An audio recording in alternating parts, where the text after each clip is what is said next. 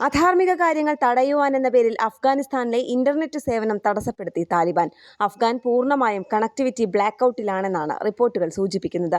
ഇത് ജനങ്ങൾക്കിടയിൽ പരിഭ്രാന്തി പടർത്തിയിരിക്കുകയാണ്.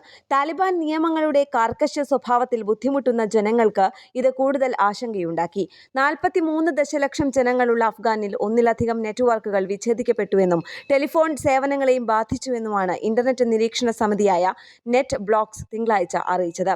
രാജ്യത്തിനുള്ളിലെ കുടുംബാംഗങ്ങളുമായി ബന്ധപ്പെടാൻ കഴിയുന്നില്ലെന്ന് വിദേശത്തുള്ള അഫ്ഗാനികൾ പറയുന്നു. കാബൂളിലേക്കുള്ള നിരവധി വിമാനങ്ങളും റദ്ദാക്കിയതായി ഇന്നത്തെ വിമാന സർവീസ് ഡാറ്റകളും വ്യക്തമാക്കുന്നു. ന്യൂസ് ചാനലുകളുടെ പ്രവർത്തനങ്ങളെയും പത്രമാധ്യമങ്ങളെയും ഇത് ബാധിച്ചിരിക്കുന്നു. 2021 താലിബാൻ വീണ്ടും അധികാരത്തിലെത്തിയതിനു ശേഷമുള്ള വലിയ നിരോധനമാണ് ഇപ്പോഴത്തേത്. എന്നാൽ ഇപ്പോൾ ഈ സാഹചര്യത്തിലേക്ക് നയിച്ച കാരണങ്ങൾ അവ്യക്തമാണ്. US സേനയുടെ പിൻവാങ്ങലുണ്ടാക്കിയ അനിശ്ചിതത്വത്തിന് ശേഷം അധികാരത്തിലെത്തിയ താലിബാൻ ഭരണകൂടം മനുഷ്യത്വവിരുദ്ധ പ്രവർത്തനങ്ങൾക്ക് കുപ്രസിദ്ധി ആർജിച്ചതായി. പെൺകുട്ടികളുടെ വിദ്യാഭ്യാസം നിഷേധിച്ചതും സ്ത്രീകളുടെ അവകാശങ്ങൾക്കുമേലുള്ള കടന്നുകയറ്റവും അവയിൽ ചിലതു മാത്രമാണ്. ഇന്റർനാഷണൽ ഡെസ്ക്, കേരള പ്രണാമം.